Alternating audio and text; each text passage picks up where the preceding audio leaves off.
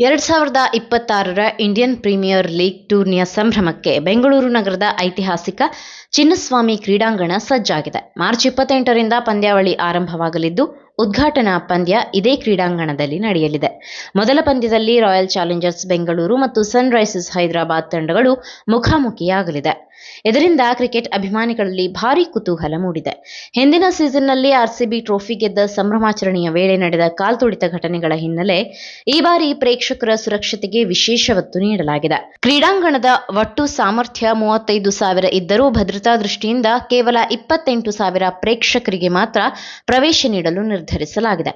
ಜೊತೆಗೆ ಟಿಕೆಟ್ ಮಾರಾಟವನ್ನ ಮುಖ್ಯವಾಗಿ ಆನ್ಲೈನ್ ಮೂಲಕ ನಡೆಸಲಾಗುತ್ತದೆ. ಟಿಕೆಟ್ ಮಾರಾಟದ ದಿನಾಂಕವನ್ನ ಶೀಘ್ರದಲ್ಲೇ ಅಧಿಕೃತವಾಗಿ ಪ್ರಕಟಿಸಲಾಗುವುದು ಎಂದು ಮೂಲಗಳು ತಿಳಿಸಿದೆ. ಐಪಿಎಲ್ ಹಬ್ಬದ ಆರಂಭವನ್ನ ಕಣ್ತುಂಬಿಕೊಳ್ಳಲು ಅಭಿಮಾನಿಗಳು ಈಗಾಗಲೇ ಕಾತುರದಿಂದ ಕಾಯುತ್ತಿದ್ದಾರೆ.